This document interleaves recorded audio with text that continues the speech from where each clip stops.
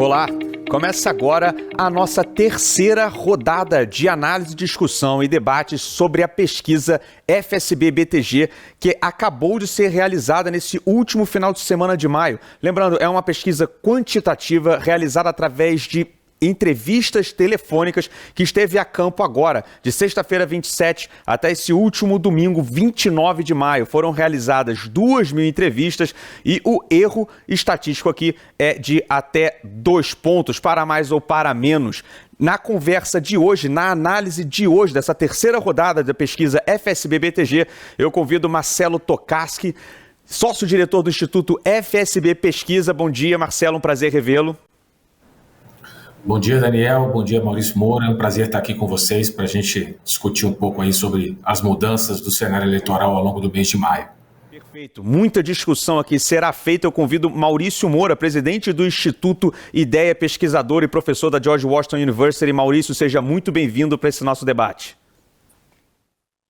Obrigado, Daniel, pelo convite. É um prazer estar aqui com o Marcelo. Parabéns à FSB pelo trabalho. Vai ser um prazer debater com vocês hoje. Beleza. Pessoal, começamos a caminhar para uma pré-reta final aí de eleição. Por que eu digo isso? Porque junho é o último mês teoricamente tranquilo até você entrar em julho, que aí está aberta o calendário para a formação das coligações, as formações das alianças e até os registros de candidaturas formais e oficiais de candidatos aos cargos que disputaremos em 2022. Para iniciar um panorama sobre o que essa terceira rodada da FSB-BTG está trazendo para essa semana, Marcelo, nesse fim de maio, já conseguimos escolher um novo cenário eleitoral. Por que eu digo isso? Porque não temos mais o nome do ex-governador João Dória como pré-candidato na cartela. O que isso afeta na corrida presidencial, fora também outros vetores que tendem aí a mexer com a cabeça do eleitorado. Talvez pegar um início, aí, uma primeira análise de vocês sobre essa rodada da pesquisa e aí afundamos aí em alguns temas mais específicos. Marcelo, a sua primeira leitura dessa pesquisa que acaba de sair, FSB-BTG do mês de maio. Bom, Daniel, primeiro a gente tem que ver o que aconteceu ao longo do mês de maio, né? A gente teve algumas frentes importantes. Primeiro, do lado aí da candidatura do Lula, né, do ex-presidente Lula, a gente teve dois acontecimentos relevantes para a sua campanha, né? O lançamento da chapa de pré-candidatos oficial aí, Lula e Geraldo Alckmin, o ex-governador de São Paulo, que estava no PSDB e foi para o PSB. E a gente teve também o casamento do ex-presidente Lula, né? Uma cerimônia aí há cerca de 10 dias, e que teve uma repercussão bastante positiva para o Lula nas redes sociais, né? Vários estudos mostraram que, ao contrário do que se imaginava, de que ele poderia ser atacado ali pelos seus opositores, enfim, ele teve uma exposição bastante positiva. E teve um outro ponto também aí, no caso do Lula, o Lula reduziu um pouco as suas falas, vamos chamar assim, polêmicas. Vamos lembrar que lá no mês de abril, ele tinha falado sobre a questão do aborto e tinha perdido ali terreno entre o eleitorado evangélico. E ao longo desse mês de maio, ele, enfim, se pronunciou, mas não falou tanto assim de temas polêmicos, e isso certamente pode ter tido também um efeito no eleitorado. A gente tem um fator que, como você colocou, a desistência do Dória, né? E é importante a gente olhar por quê? Porque o eleitor do João Dória, que tinha aí cerca de 3, 4% das intenções de voto, é um eleitor anti-bolsonarista, né? Quem ainda estava votando no Dória é um eleitor que rejeita muito o presidente Bolsonaro. E do outro lado desse fronte, dessa polarização que a gente teve um quadro ali em que o Bolsonaro acirrou bastante o enfrentamento em relação ao STF, né? Ele concedeu o indulto ao deputado Daniel Silveira, ele atacou bastante também o STF e o TSE, principalmente na frente eleitoral, a questão das urnas eletrônicas, e a gente tem também um cenário econômico de inflação persistente, né? A expectativa das pessoas em relação à inflação, a gente vai falar disso com mais detalhe depois, está muito ruim.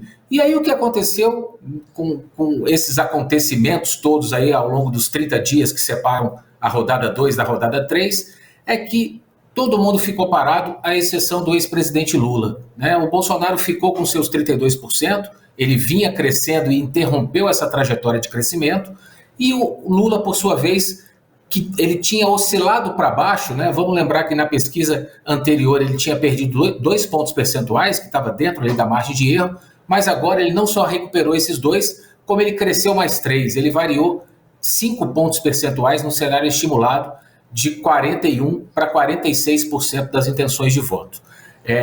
A terceira via, por assim dizer, a terceira via ela vem se estreitando cada vez mais, né? O que se esperava, o que muitos analistas colocavam de que a terceira via, à medida que fosse tendo um número menor de candidatos, um determinado nome de terceira via, iria aglutinar esses eleitores, não é isso que a gente está vendo. Em abril, o Moro desistiu, o Moro tinha 8%, 9% das intenções de voto, boa parte desses votos migraram para o Jair Bolsonaro, que cresceu no mês de abril. E agora o Dória desistiu, boa parte dos seus eleitores tenderam a migrar para a candidatura do ex-presidente Lula. E a terceira via, que com Moro e Dória tinha 24% dos votos, né? Estou somando aqui todos os nomes de terceira via, ela recuou no mês passado para 17% e agora recuou para 13%.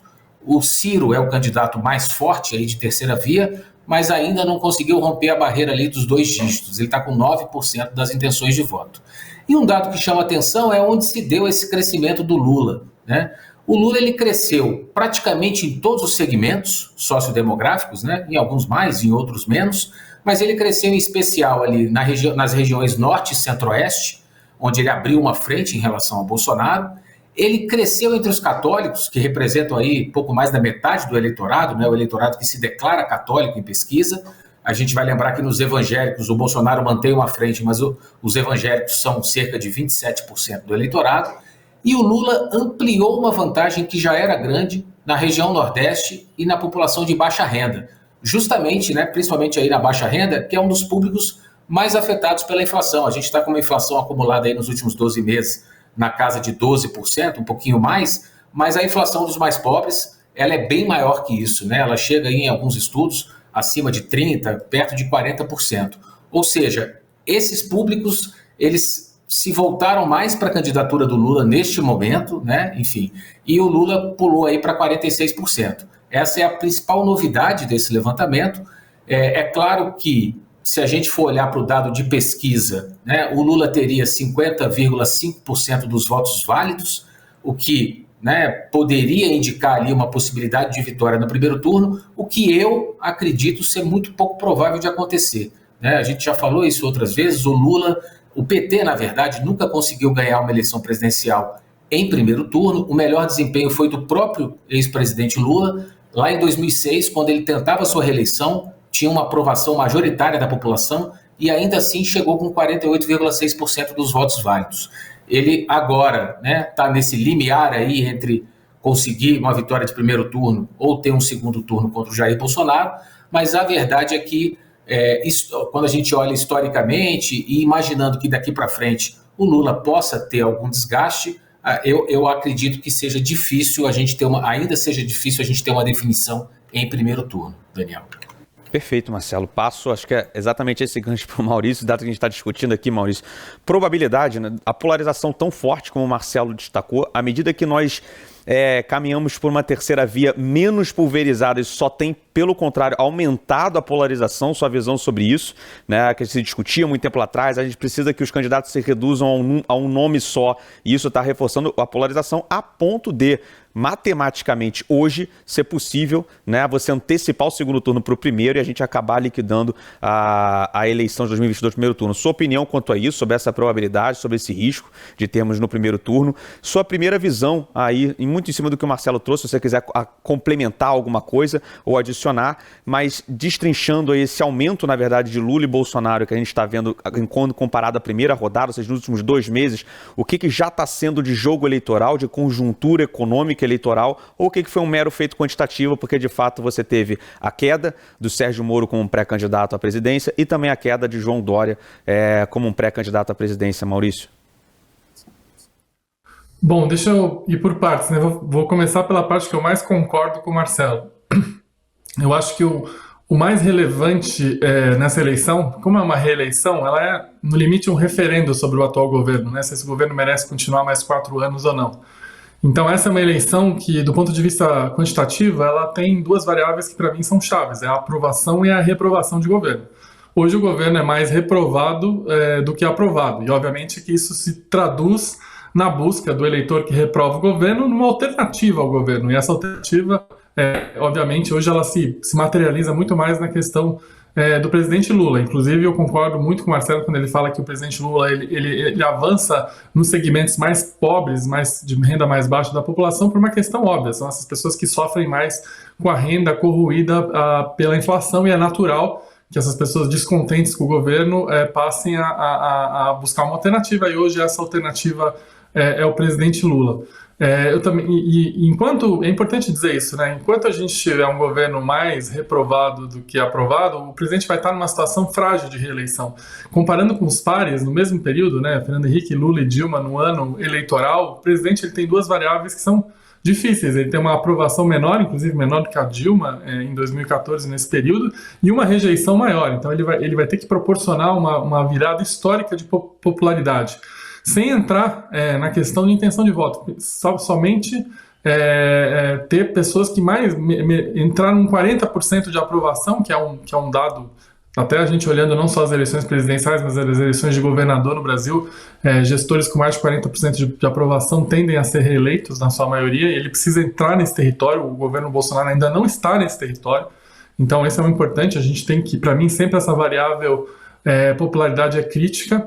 Agora, entrando em dois temas que talvez eu tenha uma outra perspectiva. Bom, a primeira é que eu acho que, com todo respeito ao governador João Dória, quando a gente tem 3, 4% percentuais em pesquisa, a gente não tem praticamente nada, porque a gente entra num campo estatístico aí, tá praticamente zero. Então, não vejo efeito dos eleitores do Dória, porque, para mim, quando você tem 3, 2%, é muito difícil estatisticamente você fazer qualquer afirmação sobre um subgrupo de 2%. Então, eu não vejo os eleitores do Dória sendo relevantes nesse contexto atual. E eu acho que a gente vai ter um cenário de primeiro turno muito mais provável, não por causa do PT, porque assim, para mim existe hoje o Lula é uma combinação de duas variáveis. Quem sempre votou no Lula, que gosta do Lula, que é 1/3 do país, que inclusive foi o que o Lula conseguiu proporcionar para o Fernando Haddad em 2018, mesmo no auge da rejeição do PT, o Lula conseguiu transferir voto e colocar uma figura muito desconhecida nacionalmente no segundo turno. Então tem um grupo popular, que inclusive eu sempre digo que o Lula é maior que o PT, e tem um grupo que hoje vota no Lula porque é anti-governo mesmo, que não quer o Bolsonaro de jeito nenhum. Assim como tem no Bolsonaro, hoje a intenção de voto do Bolsonaro é um pouquinho maior do que a aprovação de governo, que é o ótimo e bom dele, porque tem gente que não quer o PT de jeito nenhum. E a minha hipótese é que vai ter mais gente ainda que não quer o PT de jeito nenhum, e o Bolsonaro tende a ter uma votação hoje maior do que está refletindo na intenção de voto dele. Porque, de alguma maneira, quem não quer o PT vai ter a alternativa hoje, é o Bolsonaro, a alternativa hoje, né? E qual que é a minha hipótese sobre o primeiro e segundo turno? Eu acho que a hipótese de primeiro turno é uma hipótese bastante alta, e vou explicar por quê. Hoje, o primeiro turno hoje, ele vai ser definido basicamente pelos eleitores do Ciro, que hoje estatisticamente são relevantes. Aí o Marcelo mencionou aí 9% na estimulada. Só que se você olhar os eleitores do Ciro de verdade, são 3%, se não me engano, aí no resultado de vocês, é o 3 ou 4% na espontânea. Que esses são os eleitores que espontaneamente estão dizendo que vão votar no Ciro. Então, o eleitor do Ciro ele vai estar muito pressionado ao longo da campanha a se posicionar, a fazer o voto útil. A gente não sabe hoje o quão resiliente é o eleitorado do Ciro. Eu lembro que em 2018, o eleitor do Alckmin ele foi muito pressionado a fazer o voto útil no Bolsonaro no primeiro turno. E por isso que o Alckmin desmantelou. O Alckmin não tinha 5% de preferência, ele tinha mais, o PSDB tinha mais. Não que colocasse o PSDB no segundo turno, mas 5% não refletia, porque os eleitores do PSDB foram pressionados a votar no Bolsonaro. Então eu tenho dúvida se existe um grau de resiliência no eleitor do Ciro. Lembrando que o eleitor do Ciro, quando a gente faz as pesquisas públicas mostram, ele parte é anti-Bolsonaro, mas inclusive a maior parte é anti-Bolsonaro. Então, o que eu acho que pode acontecer é que assim, a gente não sabe mensurar hoje o nível de pressão e de resiliência que esse eleitor do Ciro vai ter para não se posicionar. Eu acho que se fosse hoje, esse eleitor do Ciro se posicionaria muito, muito mais provável essa diferença entre o voto estimulado do Ciro e o espontâneo se posicionar para o Lula ou para o Bolsonaro, eventualmente até não aparecer para votar, que também é uma posição que pode levar ao primeiro turno, então eu queria ficar atento, porque o eleitor brasileiro costuma fazer voto útil na reta final do primeiro turno, sempre fez. E só para terminar aqui, fazer um ponto, uma das coisas que eu acho que pode explicar, e aí entrando no campo das hipóteses, é que assim, uma coisa que eu aprendi em polarização é que quando um lado começa a subir, ele gera medo no outro lado. Não existe na polarização uma subida que não gere nenhum efeito no lado oposto. Então, o Bolsonaro, no mês passado, ele teve uma recuperação nas pesquisas e, obviamente, quando o Bolsonaro começa a subir, isso começa a gerar o medo de quem não gosta do governo. Então, eu acredito que essa subida do Lula, ela ainda está um pouco no campo estatístico, mas ela, como o Marcelo escreveu, o tipo de eleitor que o Lula conquistou é um eleitor que muito mais não gosta do governo e, obviamente, deve ter medo quando o Bolsonaro começa a mostrar que tem uma viabilidade. Então, a gente tem que monitorar bastante daqui para frente a popularidade do governo e a resiliência dos eleitores do Ciro, que hoje eu tenho dúvidas se vão ser resilientes até o final. Perfeito, Maurício. Eu vou passar. Daniel, eu queria só complementar um ponto, muito importante esse ponto que o Maurício colocou sobre o Ciro, desculpe interromper, que é justamente essa questão da resiliência, né? Eu concordo com ele, assim. Você quer fazer a pergunta? Posso seguir? Não, na verdade, 2 pontos, então, Marcelo, aproveitando. Se você concorda, acho que muito interessante essa simbiose dos polos, né, de um crescer, gerar reação do outro polo também se posicionar. E exatamente o raio-x do eleitor, o perfil do eleitor do Ciro, que a pesquisa FSB-BTG trouxe hoje, que acho que tem dados e microdados bem interessantes aí para você trazer. Não, é exatamente isso que eu ia colocar, assim. O Maurício colocou um ponto. Quando eu coloco que eu acho difícil uma vitória em primeiro turno, né, no cenário de hoje, com o Ciro, com essa densidade que ele tem. Agora, de fato, quando a gente perguntou para o eleitor se a decisão dele hoje está tomada e não vai mudar mais, ou se ele pode mudar de intenção de voto até outubro. Na média do eleitorado, 71% das pessoas estão dizendo, não, eu não mudo mais meu voto. Esse percentual é mais alto, chega a 80% entre os eleitores do Lula, 79% entre os eleitores do Bolsonaro. Mas vamos falar lá daqueles 9%, né, a fatia do Ciro que pode ser decisiva. Muito se fala do Ciro desistir ou não da candidatura. Uma coisa é o Ciro desistir ou não, mas tem que ver se os eleitores vão seguir com ele até o fim ou se podem desistir dele, né? Como uma parte dos eleitores, o Alckmin chegou a ter 11% nas pesquisas lá em 2018 e terminou na urna com 4% no primeiro turno. Os eleitores desistiram dele, né? E migraram para o Bolsonaro. 55% dos eleitores que hoje votam no Ciro no primeiro turno dizem que podem mudar de voto.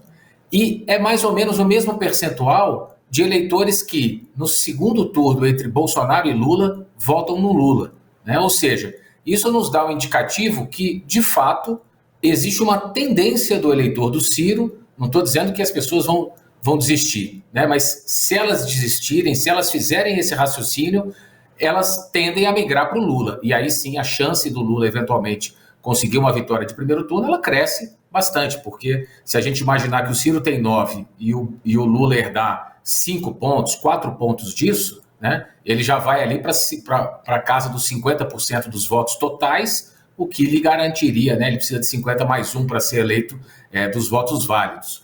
Na questão dos polos, eu concordo plenamente com isso. Assim, o que a gente tem visto é que a força gravitacional desses dois candidatos é muito grande, né? Pela primeira vez, eu não canso de repetir isso, mas pela primeira vez numa eleição que o presidente e o ex-presidente estão disputando, e o Moro sai, o eleitor, ele não vai para outro candidato de terceira via, ele vai para as duas nuvens grandes lá no céu.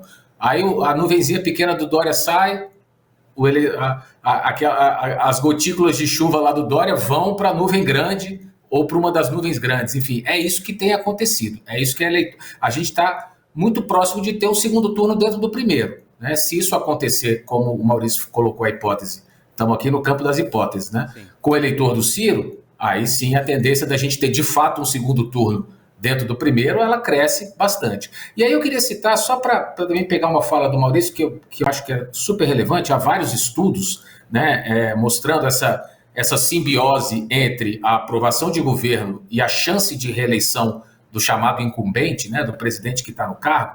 A Ipsos fez um estudo em mais de 300 eleições ao redor do mundo, mostrando que quando o presidente ou o governador, enfim, quem for, tiver uma aprovação de 35%, que é a aprovação hoje do Bolsonaro, não aprova e desaprova, né, isso na nossa pesquisa e na média das pesquisas em geral, a chance de reeleição dele é de ao redor aí de 38%.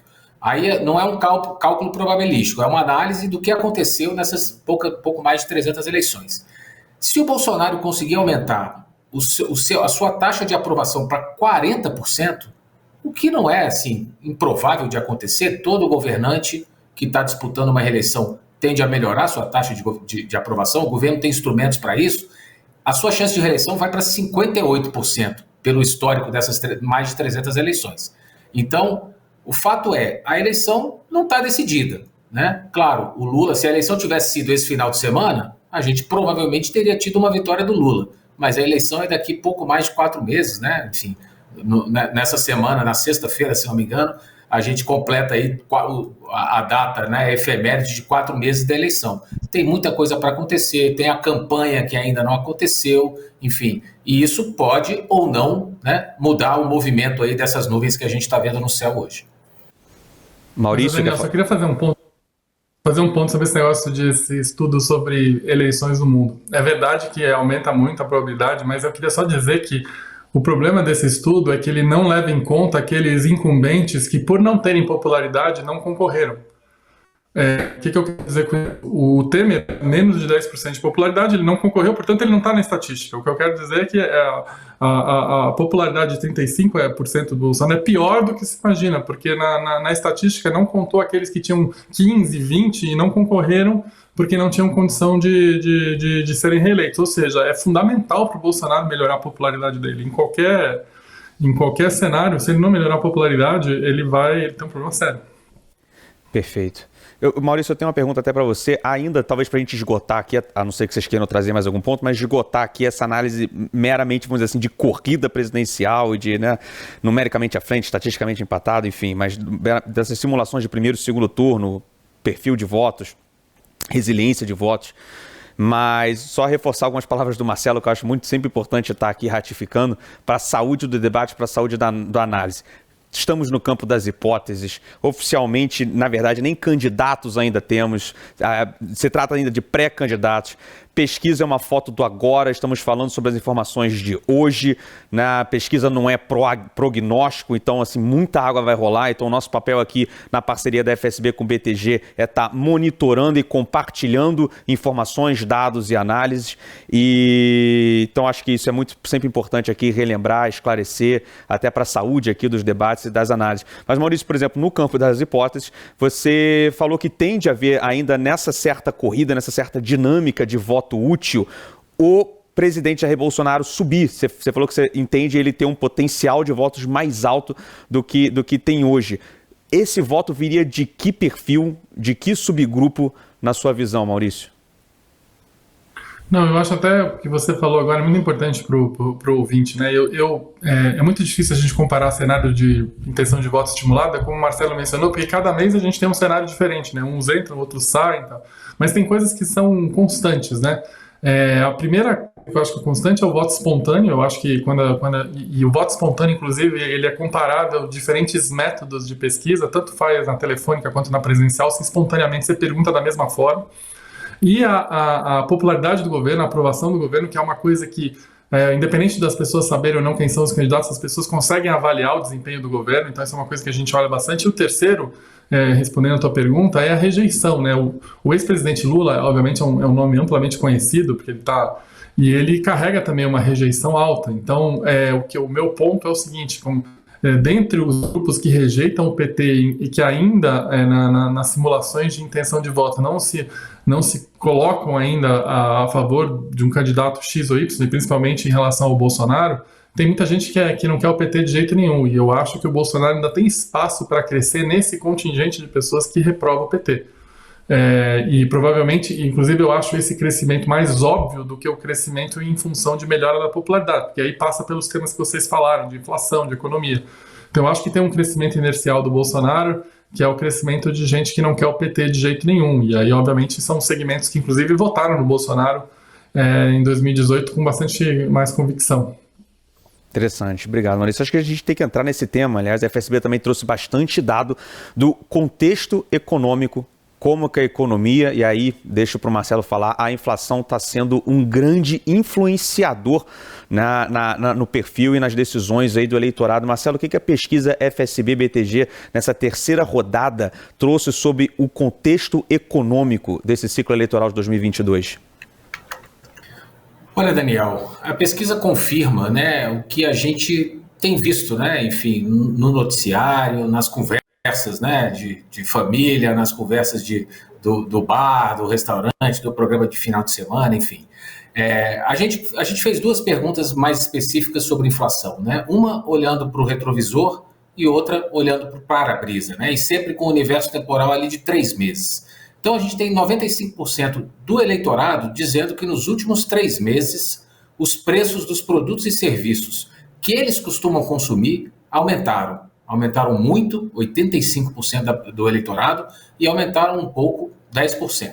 Ou seja, é quase universal, né? E não precisava nem perguntar para isso, porque a gente tem dados da economia para saber que os preços, né, praticamente todos aí na cadeia de preços, os preços subiram, mas enfim, o eleitorado está sentindo isso. Mas eu gosto de olhar para frente, né, para o para-brisa ali. Qual é a expectativa que o eleitorado tem? A gente está há 4 meses da eleição, a pergunta que a gente fez é nos próximos 3 meses. O eleitor acha que a inflação vai continuar subindo, vai permanecer igual ou vai começar a diminuir? E 70% do eleitorado diz que a inflação vai continuar aumentando. Ou seja, né, a esmagadora maioria do eleitorado aposta, está bastante pessimista em relação ao cenário inflacionário. E aí, quando a gente cruza esses 3 clusters, vamos chamar assim, da população, quem acha que a inflação vai aumentar mais, quem acha que a inflação vai permanecer no patamar que está, e quem acha que a inflação vai diminuir, a gente vê o quanto que a questão dos preços, da inflação, está afetando duramente aí a campanha do presidente Bolsonaro. Entre quem vai ficar igual, acha que a inflação vai ficar igual ou vai diminuir um pouco ainda, né? O Bolsonaro ganharia a eleição se a eleição fosse só entre esse público. O problema está nos 70% que acham que a inflação vai subir, né, nos próximos 3 meses. Desse extrato, né, da população, que é 70%, é majoritária da população de eleitores, 52% votam no Lula e só 24% votam no Bolsonaro. Essa grande diferença, mais do que o dobro da intenção de votos que o Lula consegue ter nesse público pessimista em relação ao cenário inflacionário, é uma das variáveis que tem influenciado muito aí nessa média que a gente tem visto de 46 a 32, uma vantagem aí de 14 pontos para o Lula, né? E aí a gente tem que ver que esses 3 meses estão chegando lá na boca da eleição, né? A gente está falando já do início de setembro, ou seja, o desafio do Bolsonaro, além de, e passa por isso, né? Por exemplo, uma redução de rejeição, etc., é conseguir convencer uma parcela do eleitorado que o cenário de preços, que a gasolina vai parar de subir ou até baixar de preço, que a energia também está mais controlada e que as coisas vão subir menos daqui para frente. Se ele não conseguir reverter essa tendência, é muito difícil que ele consiga um crescimento muito significativo na sua intenção de voto. Essa é a minha avaliação. Maurício, eu gostaria de complementar como a inflação, esse contexto econômico está de fato aí sendo um detrator da popularidade do governo ou realmente um vilão aí para a grande rejeição que o governo passa aí em segunda ordem, dificultar a corrida da reeleição do Jair Bolsonaro, Maurício? Eu acho que tradicionalmente tem 2 variáveis econômicas que derrubam presidentes, né? Desemprego e inflação, né?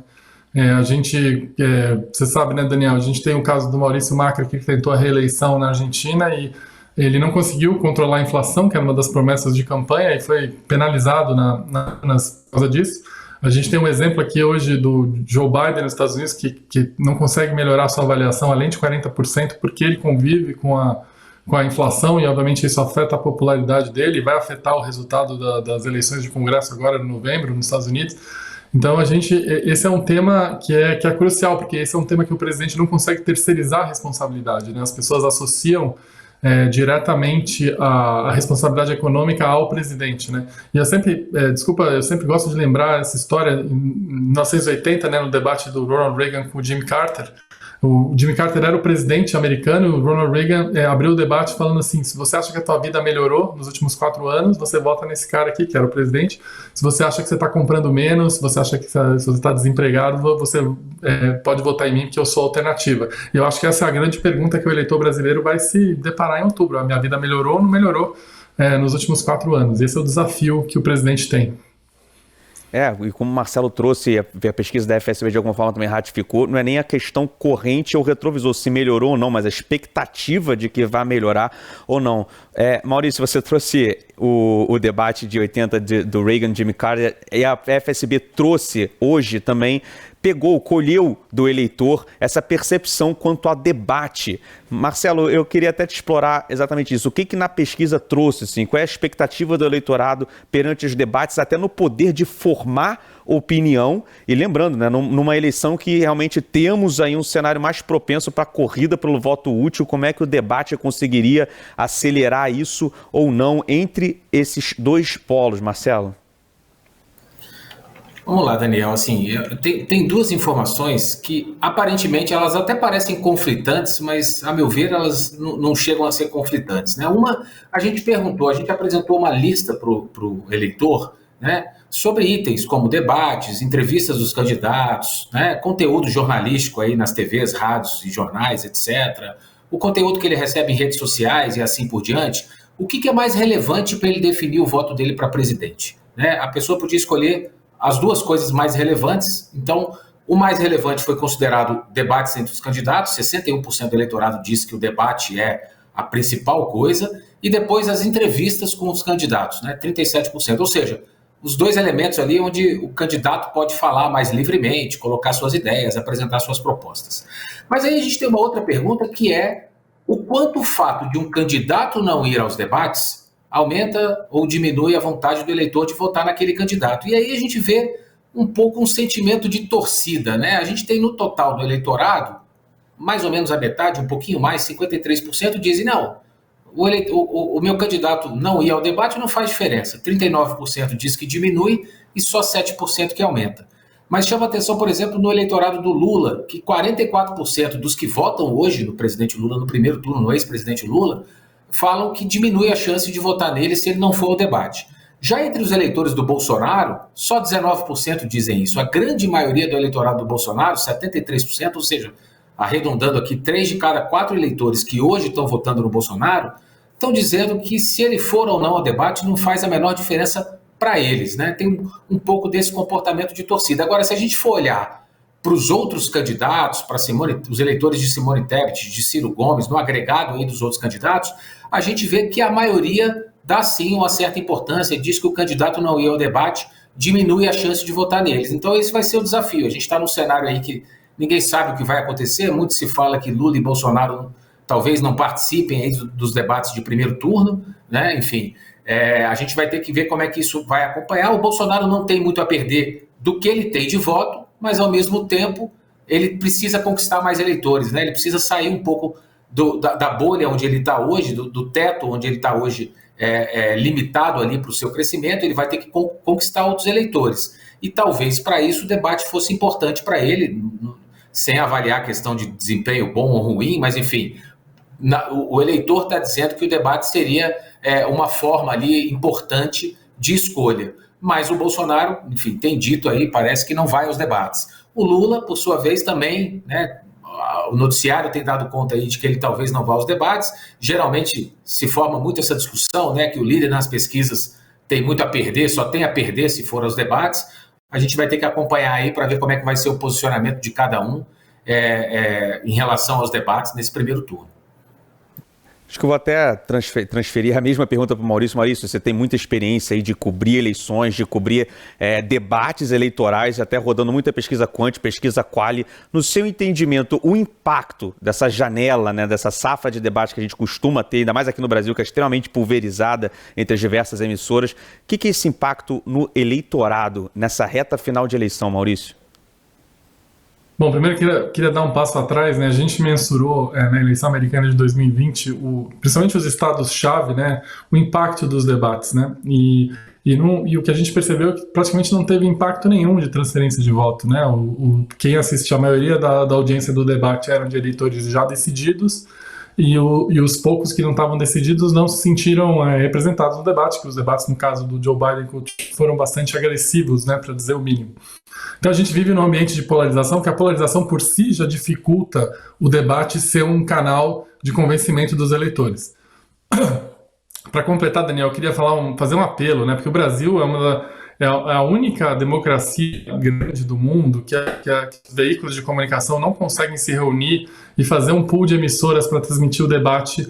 Em primeiro lugar, todas as emissoras transmitindo o debate ao mesmo tempo. Em segundo lugar, num horário que seja factível com o padrão de vida dos brasileiros, né? A gente tem debates 10, 11 da noite, né? Não dialoga com a rotina do eleitor brasileiro. É impossível que a França consiga fazer, a Espanha consiga fazer, a Índia consiga fazer, o México consiga fazer, os Estados Unidos consigam fazer, o Canadá consiga fazer, e as emissoras brasileiras não conseguem fazer um pool para transmitir um debate presidencial que é tão importante para a população. Essa pulverização do debate faz com que a audiência seja menor, e esse é um dos problemas dos debates brasileiros, né? A baixa audiência. Então, quanto menor a audiência, menos relevante fica o debate. E segundo, né, faz com que os candidatos possam exatamente arbitrar se vão ou não ao debate, que é justamente essa rica informação que o Marcelo trouxe ou não. Não existe hipótese na eleição francesa, na eleição americana, do candidato não ir ao debate, porque vai estar todas as emissoras transmitindo no mesmo horário. Então, essa é uma hipótese que o Brasil está sem a falta de coordenação entre os veículos de comunicação, proporciona os candidatos arbitrarem se vão ou não ao debate. Quem perde, obviamente, é o eleitor. E o segundo ponto, achei super interessante esse dado sobre as entrevistas e as sabatinas, né?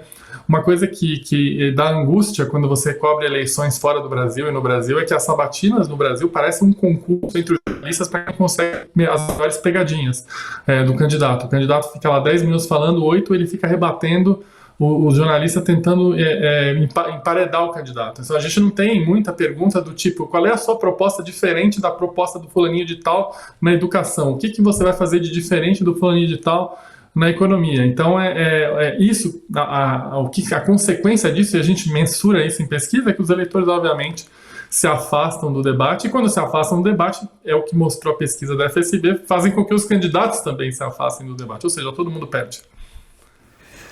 E aí, só complementando, Daniel, isso que o Maurício falou, que eu concordo super com ele, o debate ele é exibido tarde da noite, as pessoas não assistem, e depois elas vão ser impactadas pelo que circula nas redes sociais, e aí já está dentro da bolha, né? Enfim, quem é do Lula vai circular o trecho onde o Lula foi bem, o Bolsonaro foi mal, e vice-versa, e enfim, e o debate acaba não servindo para mudar, para provocar o eleitor, para questionar, enfim, que é o que deveria ser, de fato, né, o papel de um debate numa eleição para presidente.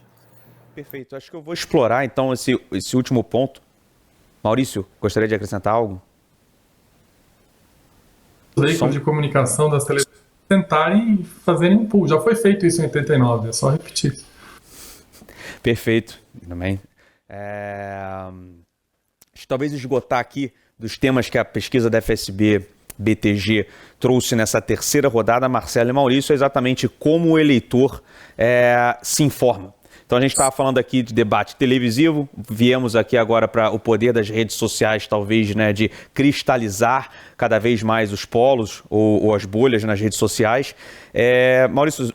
Marcelo, se você puder trazer o que essa terceira rodada trouxe hoje de como o eleitor busca se informar, qual meio de comunicação que ele busca, o que ele acredita ser o mais confiável, né, que a pesquisa trouxe hoje, porque também já colocar aqui que nessa semana o partido PL, o partido do presidente em exercício Jair Bolsonaro, a partir do dia 2 de junho começa a ter direito de inserções de peças televisivas. Então, e ao longo do mês tem mais umas 4 ou 5 datas que o partido tem o direito de fazer inserções de peças na televisão e no rádio.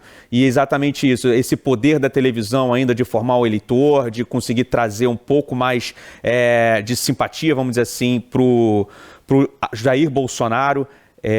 O que vocês têm a dizer sobre isso? Já antecipando assim, se na próxima pesquisa FSB-BTG a gente já pode colher algumas mudanças, fruto da televisão começar a entrar também mais direto na campanha através do direito que o partido PL começa a ter em junho. Daniel, eu vou separar aqui em duas partes. A primeira é o que você falou, o grau de confiança, né? A gente perguntou o quanto o eleitor confia nas notícias veiculadas em cada um aqui dos meios, né? Sobre as eleições presidenciais especificamente. A gente não estava tratando aqui de notícias em geral, né? E a pesquisa, o que chama bastante atenção é que o eleitor desconfiar mais na mídia tradicional, na TV, no jornal impresso, nas rádios, nas revistas, né? Enfim, mais do que nas redes sociais ou nos blogs aí que cresceram muito aí nos últimos anos. Agora, o grau de confiança, ele é relativamente baixo para todos os meios, né? O mais confiável, a soma de confia sempre com confia muitas vezes, é o da TV, que dá 31% do eleitorado, né? A gente tem 46% que diz confiar poucas vezes no que a TV veicula sobre as eleições presidenciais e 21% que nunca confiam. Mas o que chama atenção, de novo, é esse comportamento de torcida, nessa polarização aqui que a gente vive, né? Se a gente pegar o eleitor do Lula, 42% confiam nas TVs, 34% nos jornais e assim por diante. O eleitor do Bolsonaro, só 12% confiam nas TVs, 13% só confiam nos jornais impressos. A maior confiança do eleitor bolsonarista é nas redes sociais e ainda assim é uma confiança baixa, é de 18%. O eleitor bolsonarista, ele se declara mais desconfiado aí de todas as informações que circulam sobre as eleições presidenciais em qualquer meio, inclusive nas redes sociais. Agora, o outro ponto que você colocou é em relação à questão do horário eleitoral, né? Ele aparece no ranking ali de importância, de relevância.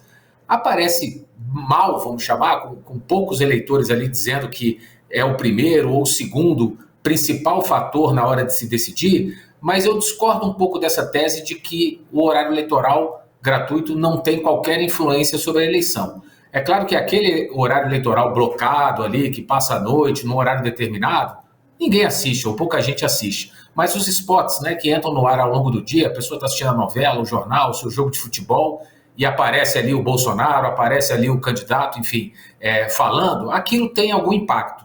E também porque isso, obviamente, transborda para as redes, né? Como as redes sociais de cada um dos candidatos vão fazer uso desses conteúdos após a veiculação, né, nos meios formais, aí no rádio e na TV.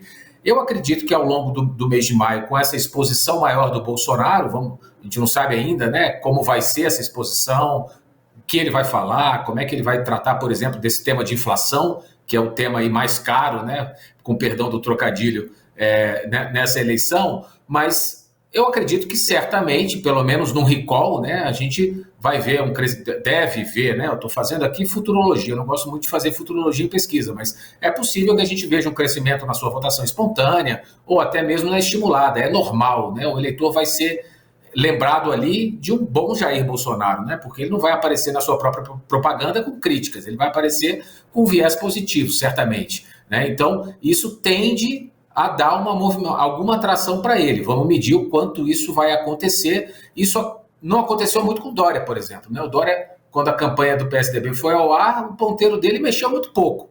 Mas é diferente, o Bolsonaro já tem 1/3 do eleitorado, né? A gente olha Bolsonaro em segundo, parece pouco, mas 1/3 do eleitorado, a gente está falando aí de mais de 45 milhões de eleitores, né? Enfim, que apoiam o presidente, que votariam no presidente.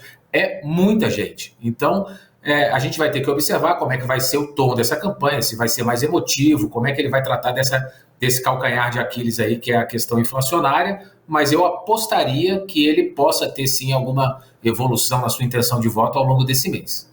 Perfeito, Maurício, só pegar a sua avaliação, primeiro nesse debate, nessa discussão de o poder informacional ou de engajamento do eleitor ou de preferência do eleitor, televisão contra redes sociais, que foi um debate muito vívido em 2018. E um segundo passo com essa oportunidade, lembrando, ainda não é campanha, uma inserção que o partido político PL tem direito ao longo do mês de junho, começando na quinta-feira dessa semana, dia 2, o poder disso, nas palavras do Marcelo aqui, de ativar mais um eleitorado que talvez seja mais propenso ao atual governo, ou conseguir ativar a maior parte do eleitorado e se traduzir em maior intenção de voto nas próximas pesquisas, Maurício. Bom, queria fazer 3 pontos. Não, o primeiro é que o grau de confiança das pessoas nas instituições mais tradicionais, formais de comunicação, ele tá, se a gente pegar uma série histórica de diferentes fontes, ele está num nível baixo, né? As pessoas que confiam menos hoje, né, nos órgãos tradicionais de comunicação do que confiavam há 4 anos atrás, confiavam há 10 anos atrás. Tem até uma famosa entrevista do Trump, logo que ele foi eleito em 2017, que o repórter perguntou para ele, presidente eleito, por que o senhor bate tanto nos veículos de comunicação? Ele falou, eu bato porque o dia que eles falarem mal de mim, eu não quero que as pessoas acreditem. E foi um momento de sinceridade dele e a gente percebe que isso está refletindo na credibilidade desses institutos. Segundo ponto, Daniel, uma coisa que eu tenho aprendido ao longo dos anos na pesquisa e no próprio, é que hoje, na cabeça do eleitor, essa coisa de TV, internet, celular, ela está completamente integrada, né? Porque o cara, ele assiste o conteúdo da TV no telefone celular. Ele vê o podcast no rádio, na rede social. Então, assim, é um nível de integração na cabeça que é difícil o cara distinguir o que é só televisão, ou só rede social, ou só internet, né? E no caso e o terceiro ponto, eu concordo com o Marcelo, o mais importante mesmo são os spots.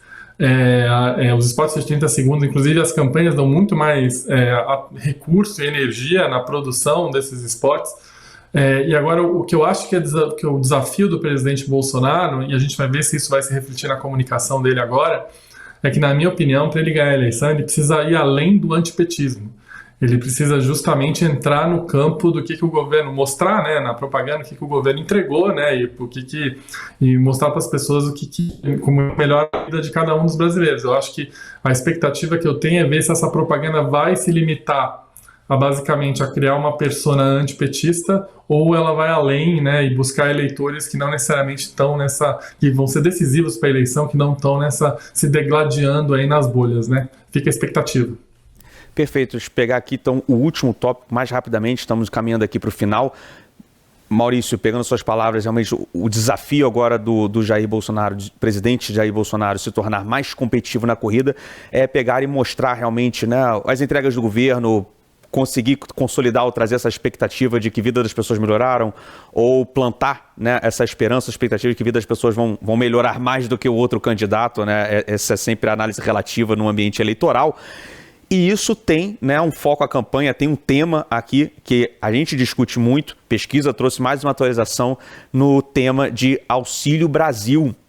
Marcelo, se você puder trazer, porque eu lembro que na segunda rodada trouxe desvios até significativos da primeira para a segunda, e a gente falou, não, vamos esperar a terceira para a gente conseguir tentar ver onde é que está se acomodando o eleitorado ou o impacto eleitoral que se tem. Políticas de transferências de renda, políticas de benefício social como o Auxílio Brasil. Você consegue atualizar a gente, Marcelo, com o que essa terceira rodada trouxe? Então, Daniel, a gente tinha visto, né, de março para abril ali, o Lula perdendo um pouco de terreno no eleitorado que é beneficiado direto ou indiretamente aí pelo Auxílio Brasil. Estou falando aqui de mais ou menos 15% do eleitorado, que é a soma de quem recebe o benefício ou quem mora, né? Eu sou casado com uma pessoa que recebe o benefício, eu sou beneficiário indireto ali de alguma maneira. O Bolsonaro tem crescido nesses dois segmentos, né? Por exemplo, entre a pessoa que recebe o Auxílio Brasil, claro que esses dados podem variar mais, porque a margem de erro, né, nesses dados segmentados, ela vai crescendo, mas entre quem recebe, por exemplo, o Bolsonaro foi de 17% para 18%, agora está com 25% das intenções de voto. O problema é que o Lula se manteve agora, né, de abril para cá, com 50% dos votos. Então, mesmo com o crescimento do Bolsonaro, o Lula mantém uma frente grande entre os beneficiários do Auxílio Brasil. E nos beneficiários indiretos, né, enfim, quem mora com alguém que recebe, aconteceu um fenômeno parecido, né? O Bolsonaro vem crescendo, ele chegou em 29%, mas o Lula se recuperou e está com 59% das intenções de voto nesse público. Que está muito cruzado, na verdade, com aquilo que a gente falou lá no início da nossa conversa, né? Esse é um eleitor de baixa renda que está sendo mais castigado do que a média do eleitorado pela inflação, né? Porque, como a gente já falou, né, a inflação para os mais pobres, ela é ainda mais nociva para quem ganha pouco, né? A pessoa tem menos margem ainda ali, ela paga o mesmo tributo que eu pago, que você paga num pacote de arroz, o pobre vai pagar a mesma carga tributária, o mesmo reajuste de preço, etc.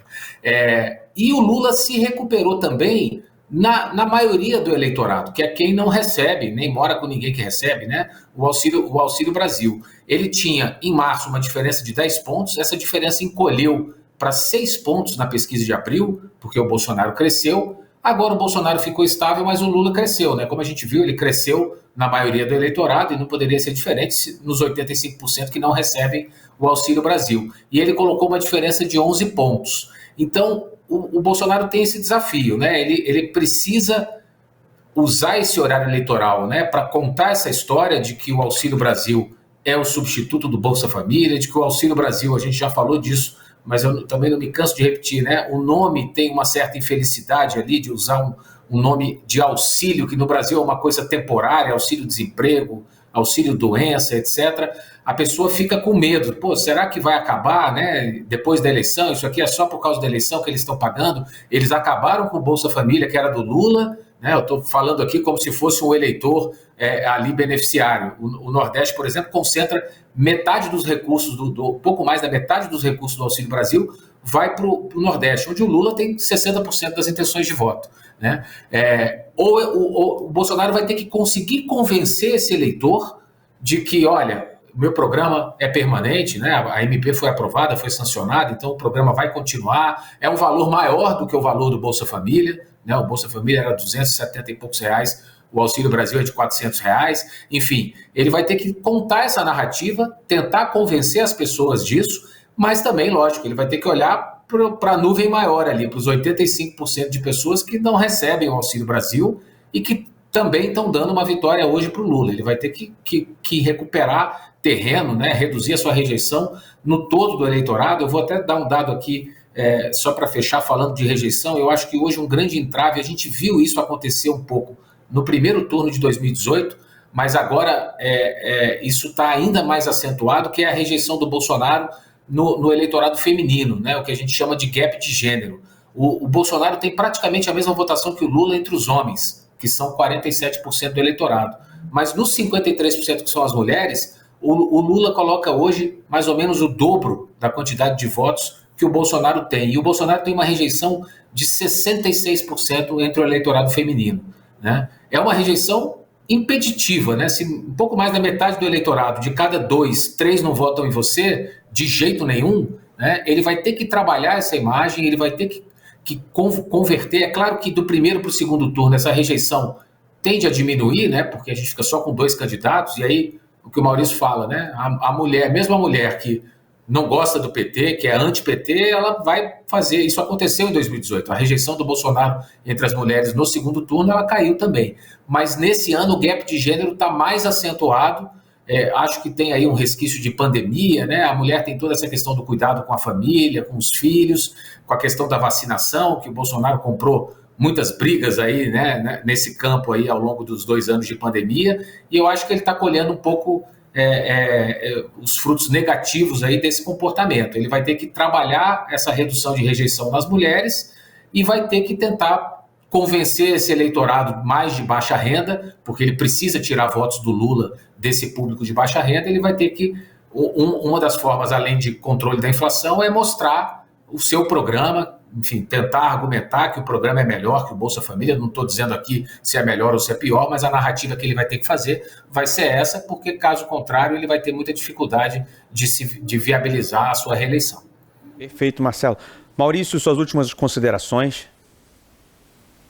Não, concordo com o Marcelo, né? Esse nome realmente não ajuda, e lembrando que criou-se um trauma na população no final de 2020, quando o auxílio foi encerrado, e a gente teve os primeiros 2 meses de 2021, pandemia bastante alta, né? Foi um período bastante difícil para os brasileiros, e sem o auxílio emergencial. Então esse é um resquício aí, né, meio traumático, que Bolsonaro e a sua equipe vão ter que equacionar durante a campanha. Perfeito. Marcelo Tokarski, sócio-diretor do Instituto FSB Pesquisa, e Maurício Moura, presidente do Instituto Ideia, muito obrigado pela participação de vocês aqui nessa 3ª rodada de pesquisa FSB BTG. A todos que nos acompanharam até aqui, muito obrigado. Nos vemos na próxima rodada. Um grande abraço.